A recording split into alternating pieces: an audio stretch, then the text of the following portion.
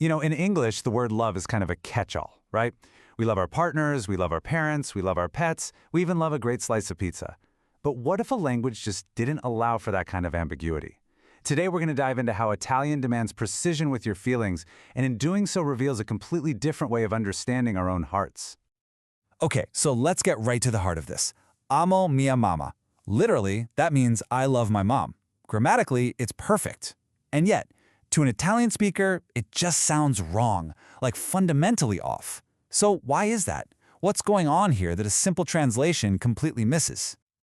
See, in English, we rely on context. When you say, I love my mom versus I love this song, we just get that the meaning is different.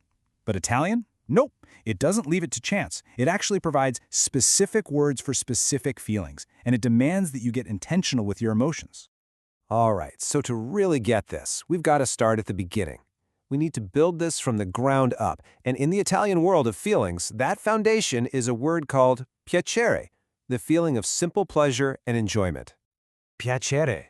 This is for all the stuff you like, the things that just bring you some simple, straightforward enjoyment.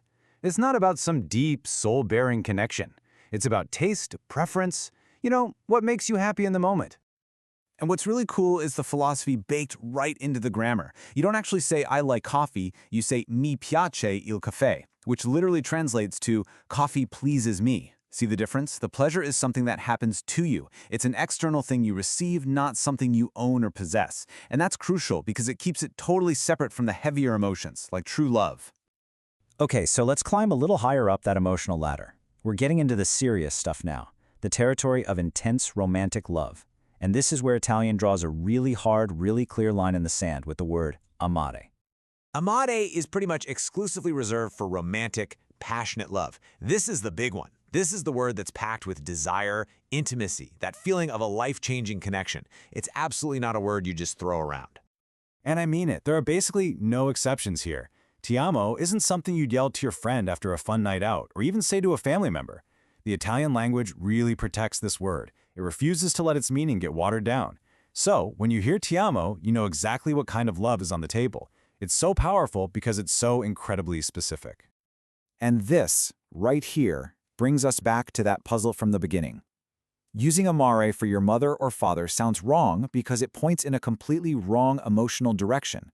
It implies a kind of passionate, romantic desire that just has no place in that relationship. It's not about the amount of love, not at all. It's about the kind of love. So, okay, if amare is totally off the table for the people you grew up with, the people you've known your entire life, then what's left? How in the world are you supposed to express that deep, non-romantic bond? Right? I mean, if ti amo is strictly for lovers, what about your family? What do you say to your mother, or your brother, or that best friend who's practically a sibling? This is the answer you've been waiting for. Ti voglio bene. These three little words, they hold all the affection, all the protection, all the history of the love you have for your family and your closest friends. And when you break it down, the literal meaning is just, well, it's beautiful. It's not about a feeling you have, but an action, a wish for someone else. I want good for you.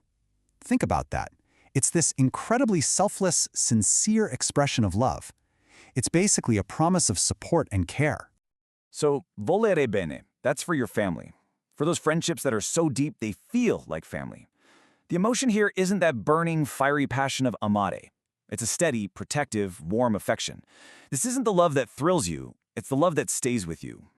So, when we put all this together, what can we take away from this little journey into Italian feelings? I think it's about way more than just learning new words. It's really a masterclass in emotional clarity. The Italian language, through these words, just refuses to let you be lazy with your feelings.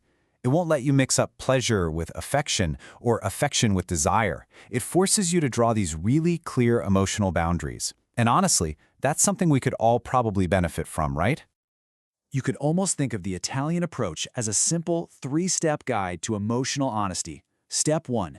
Actually distinguish between what just pleases you, what you desire romantically, and who you genuinely care for. Step 2. Be intentional with your words. Choose them carefully. And finally, step 3. Have the courage to name each feeling for exactly what it is. And maybe that's the real takeaway here. It was never that Italians love their mothers any less, of course not. It's that they love them with the right words,